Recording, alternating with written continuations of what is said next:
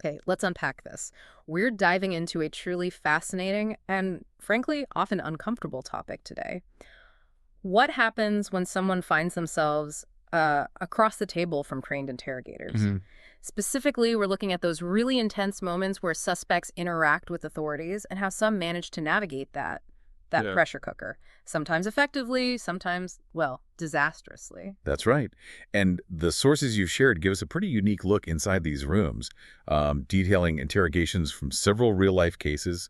We're talking about interactions with people involved in, very serious crimes, Yeah. a gang leader, a famous rapper, someone struggling with addiction, and another murder suspect. And our mission today is to really go deep into these accounts. What can we extract about the dynamics? The strategy suspects tried.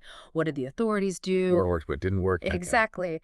And most importantly, what are the critical lessons for you listening about handling potential encounters with law enforcement, especially, regarding your rights? These cases, they aren't just isolated stories. They offer some really profound insights into, well, human psychology under extreme stress and the strategic dance, really, that happens in that room. Absolutely. It's quite something. So let's jump right in with our first case study. Okay, let's start with Mark Danklo. The source material identifies him as a leader within the Gypsy Joker motorcycle club. He was under suspicion for the kidnapping, torture, and murder of Robert Huggins, who was a former member. Okay. And the context here is important. Huggins had recently been kicked out. And reportedly, he broke into Mark's house, tied up and threatened someone named Nicole, and stole firearms. Wow. Okay, so that definitely provides a potential motive police would be looking at. Oh, absolutely. So Mark is brought in, and initially, it seems like he has a plan. He tries to sort of set the terms, telling the police he'll decide which questions he answers. Hmm. But the critical early error, according to the source, he decided he could handle this on his own. He waived his right to an attorney. Oh, straight away, without a lawyer. Yeah, that decision to go it alone is highlighted as putting him at an immediate disadvantage. And the police tactic became clear pretty quickly. They weren't just, fishing. Right. They were hinting at what they already knew, trying to gauge his reaction, pressure him. They started with seemingly minor things, like a car repossession involving Jeff Sudan and Nicole. Okay. Then they moved to the break-in at his house where Nicole was tied up. And the source notes something pretty remarkable here when they mention the break-in, the one involving Nicole. Mm-hmm. Mark's body language apparently remained completely still. Yeah. You'd expect some kind of flicker, right? Surprise, concern, but nothing. He was likely trying desperately to control his reaction, figure out what they knew. Exactly. Total poker face attempt. He was on high alert. And then the police brought up the main issue, Robert Huggins' death. Ah. And that's the moment the gravity of it all seems to hit him. The source quotes him actually saying having a lawyer might be a good idea. Okay, so he recognizes the danger. He says a lawyer might be good, but he doesn't stop. He doesn't demand one right then. Why the hesitation? Well, this seems to be a really common trap. The source suggests this internal conflict, right? Mhm. He wanted to seem compliant. He didn't want to look guilty by just shutting down immediately. Right, makes sense. So he decided to keep listening a little longer. That maybe he could still control things or, gather more info. He was playing for time, trying to manage how the police saw him. And he also seemed to misunderstand his situation, thinking he didn't need a lawyer because he wasn't under arrest, just detained. Yeah, that's a critical misunderstanding. Being detained absolutely implies police have reasonable suspicion you're involved in something criminal. Say you are suspected. Definitely. You're suspected, and your right to counsel applies right then and there. Yeah. His belief that he wasn't arrested yet meant he didn't fully grasp the legal danger he was already in. And despite his initial plan to only answer certain questions, the source says he ended up talking for, 20 minutes? About completely random stuff. Yeah, 20 minutes. About Robert, club rules, stealing, heroin. Huge tangents, totally unrelated, or so he thought. Wow. He basically talked himself right past the chance to use his rights effectively. Instead of staying quiet or getting that lawyer he mentioned, he just volunteered information. It's exactly like the detective in the source said later he talked himself into a hole. So the police took a break, came back, gave him another chance. Did he ask for the lawyer then?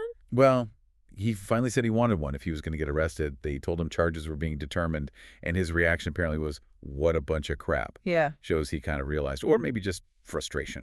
And ultimately? Ultimately, Mark Danklo's gamble it didn't pay off. Yeah. He was convicted along with another club member, for the kidnapping and murder of Robert Huggins, sentenced to life in prison. So the big takeaway from Mark's case for you, listening, trying to navigate an interrogation alone, especially when you're trying to control things or seem compliant by talking, it's just extremely dangerous. Waiving your right to an attorney and deciding to talk can, and often does, lead to incriminating yourself, even if you don't mean to. It's a really powerful illustration of how wanting to seem cooperative can just override your self-preservation instincts in that kind of environment. Okay, let's pivot now to a very different approach. Jonathan Kirk, better known as the rapper DaBaby, he was brought in about an alleged assault and robbery at a nightclub. Right, and from the very beginning, DaBaby took a completely minimalist approach. After they read him his Miranda rights, he immediately exercised his right to remain silent, refused to answer even basic questions, like confirming his name. Okay. But interestingly, just like Mark Danklo, he also initially waived his right to a lawyer. Really? Same initial decision on the lawyer? Yeah, it seemed like he confidently believed he could handle it just by not cooperating. Total opposite strategy on talking, though. So he didn't talk much, but he did give them some story. He gave a version of events, yeah, but kept it extremely high level. Basically, his manager was dealing with a promoter. They realized money was stolen. Promoter acted weird, and they just left. Simple. Avoided placing himself physically in any altercation. Exactly. And he strategically used his public image, his wealth, arguing, why would he, a successful artist, need to commit some petty robbery? It was a way to distance himself from the whole thing, motive and action. So he was trying to control the conversation by only giving info that supported him not being involved, deflecting questions about the actual physical incident, which was apparently caught on camera. It was, but the footage was reportedly unclear, and witnesses weren't identifying him specifically, so he stuck to his story. And crucial to his approach, it seems, was his understanding of the police's position. He appeared to recognize they were interrogating him, pressuring him, because they lacked the solid evidence to charge him right away. They needed his statement, maybe a confession. Precisely. They needed something more. Okay, and then we get to the kind of legendary moment from this interrogation. Police leave the room, standard tactic, right? Let the anxiety build. And DaBaby's response. He went to sleep. He actually fell asleep in the middle of all that. That's kind of incredible. It really speaks volumes, doesn't it? They're remarkable, calm, under pressure, extreme confidence, maybe just sheer exhaustion, combined with a refusal to play their game anymore. Yeah. It's a powerful visual, sort of asserting his strategy. I'm done talking, done engaging on your terms. So what was the outcome? Did it work? Well, the police came back, but couldn't get him to budge. He stayed silent. He was in custody for 48 hours, but during that time, they couldn't gather enough evidence to really solidify charges based on his non-cooperation and, the weak physical evidence. Yeah, immensely. 2 months later, all charges were dropped. Wow. Okay, so while waiving your right to a lawyer is almost never the recommended advice. Definitely not. Why? DaBaby's case does show that disciplined, unwavering silence, sticking to a simple story and maybe correctly guessing the police are fishing, it can work in specific situations. Yeah. Particularly if the evidence linking you is weak or ambiguous. It was absolutely a high-stakes gamble on his part. He relied purely on his own discipline. But in his specific situation, yeah, it paid off. Yeah. It really highlights the power of just refusing to cooperate when the state's case isn't strong enough yet. Okay. Now, let's move to a case that's often held up as like the textbook example of how to handle a police interrogation correctly. Jeff Pearson. Right. He was a heroin addict arrested after a 7-Eleven alarm led police to a nearby house where they found him with a gun. And footage of his interrogation actually ended up on his own YouTube channel, made him a sort of unlikely expert. Yeah, it's quite the story. And what makes Jeff Pearson's case so instructive starts the second he's in that interrogation room. His very first words are key. He immediately asks if he's under arrest and on what grounds. And why is clarifying that status so crucial right off the bat? Because everything changes, depending on whether you're just being questioned voluntarily or if you're actually under arrest or detained. Your rights, your obligations. It's fundamental. Makes sense. If you're not under arrest, you can potentially leave. Generally, you can state you're not obligated to stay and ask if you're free to go. If you are under arrest, Miranda kicks in and you need to act accordingly. Okay. So the detective then reads him his Miranda rights. We hear these all the time on TV, but in the moment, under pressure, people often freeze up, right? Don't grasp the power. Exactly. The detective reads the standard lines. Right to remain silent. Anything said can and will be used against you. Mm. Right to an attorney before questioning, one provided if you can't afford it. And critically, the right to stop answering any time. Mm-hmm. Now, the source notes a subtle detail here.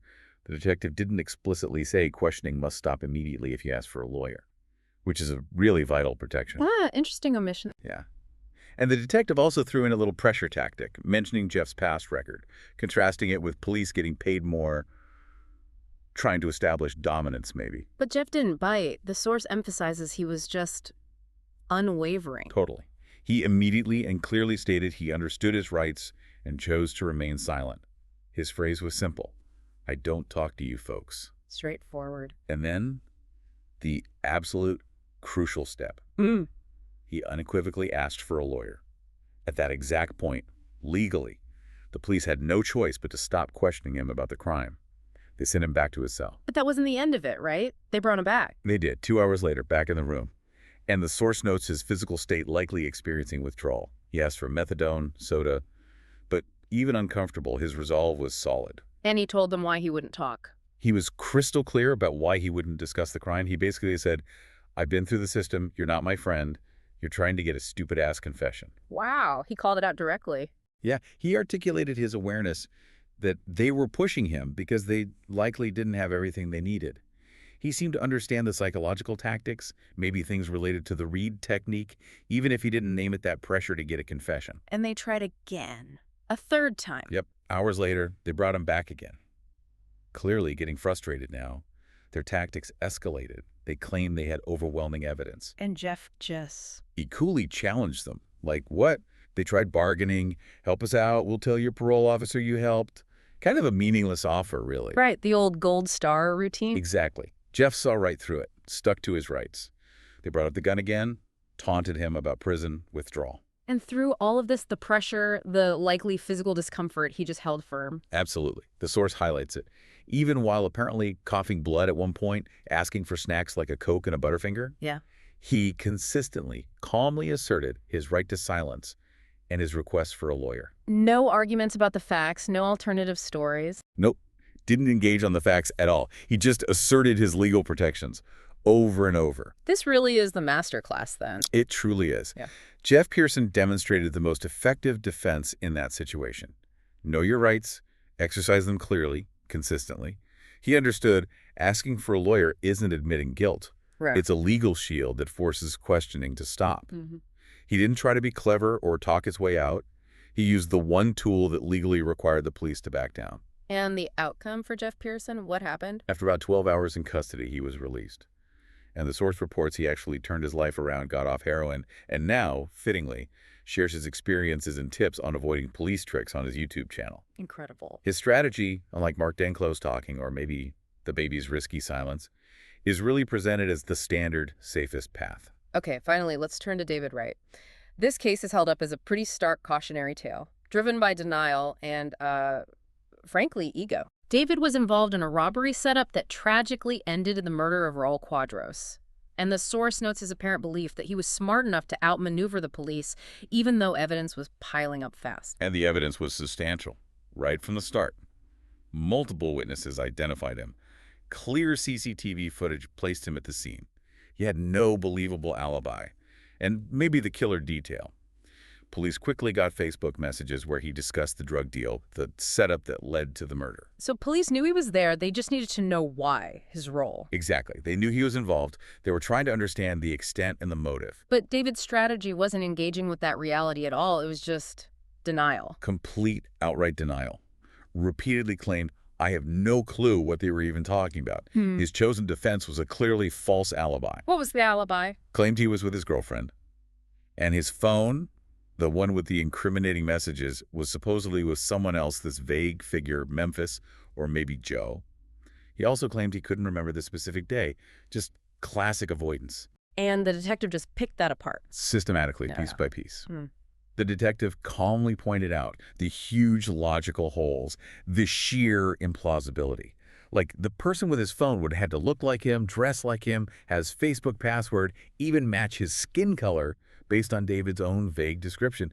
It just didn't hold water. So then the police confronted him with the hard evidence they had. Yep. They laid it out. They knew about the other guys arrested, Cody and Tannehill. They had phone messages organizing the pickup, messages directly between David and Cody, other Facebook messages setting up the deal. They even told him they'd seized the car used in the crime. So undeniable facts linking him directly. Undeniable. He was confronted with reality. And how did the police tactics shift when he kept denying? They definitely escalated the pressure. They threatened his girlfriend with accessory charges if she lied for him, hitting an emotional pressure point. Yeah. They also tried appealing to his ego, maybe suggesting the shooting was accidental. That's a classic tactic, right? Offer a suspect an out, a way to confess to something less serious. And David. Ironically, David tried to sound smart by arguing against the accidental theory, even using the term sympathetic reflex. It just seemed to reinforce his need to appear intelligent, even while trapped. So he was just repeatedly caught in lies. Over and over. About where he was, where his phone was, small things like being home versus Starbucks when they had evidence. He got defensive. Accused the detective of calling him a liar, even when the detective was just pointing out the contradictions. Though the detective did eventually call him a liar directly after the persistent denials. And the source mentions physical signs, that his ego was taking a hit. Yeah, you could apparently see it, adjusting his cap, hand movements, stuttering a bit under pressure. His responses became less about defense and more about protecting his self-image, saying he didn't need to track his every move, calling the other guys idiots, accusing the detective of talking down to him. It sounds like his ego really prevented him from facing the facts. It seems that way. It prevented him from seeing the undeniable truth the police had laid out. So what was his final move in the interrogation room? Well, cornered by the evidence, his lies totally unraveled, he eventually just shut down. Said the conversation was over. Didn't ask for a lawyer then. Or try a different tactic. Nope. Just stopped engaging entirely once his denial strategy failed. And the outcome for David Wright, given the evidence and his approach. The source mentions his prior criminal history, convicted felon status. Having made no attempt to cooperate or offer any real defense after shutting down, and with that strong evidence against him, he was convicted, sentenced to 40 years in prison without parole. Oh, a very clear demonstration of how not to handle it. The lesson from David Wright is pretty brutal. Yeah, trying to lie your way out when police clearly have the goods on you, it's just incredibly counterproductive. It destroys any credibility you might have, makes you look guilty, and it shuts down any other potential paths. Letting panic and ego take over just leads to disaster. Absolutely. Bad decisions. So, looking at these four cases together, Mark Danklo talking himself into a corner, DaBaby's risky gamble on silence, Jeff Pearson's textbook use of rights, and David Wright's disastrous denial, we really see a huge spectrum of behavior and results. And several really critical lessons emerge, don't they? Not just about police tactics, but about human behavior under that kind of intense pressure. Yeah. So for you, the listener, the most important takeaways from this deep dive seem pretty clear. 1. Your Miranda rights are incredibly powerful tools, especially the right to remain silent and the right to an attorney. Don't underestimate them. Absolutely. 2, asking for a lawyer is always an option Yeah. at any point. And it is not an admission of guilt. It's a legal right, and it forces the police to stop questioning you about the crime. 3. Talking to police on your own, especially when you don't know what evidence they actually have, it's just inherently risky. You don't know what you might accidentally reveal. Right.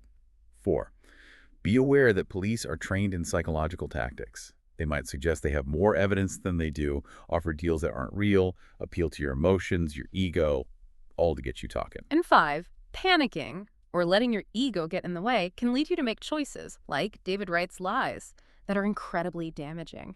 Denying the undeniable just digs the hole deeper. Yeah. Ultimately, these cases vividly show that in that high-pressure interrogation room, simply knowing and exercising your rights is your most effective tool.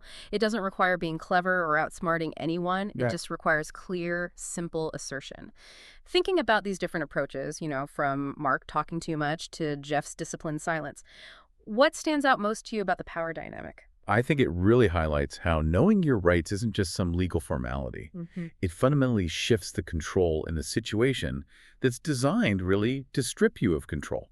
Knowledge is power there. Yeah. This deep dive really shows us just how impactful decisions made under immense stress can be, and how vital it is to understand your own legal protections before you might ever need them. Remember, staying silent isn't suspicious. It's exercising a fundamental right. And asking for a lawyer is a protection, not a confession. It's interesting to consider, isn't it, how quickly that power dynamic changes the moment one person calmly and clearly asserts their rights.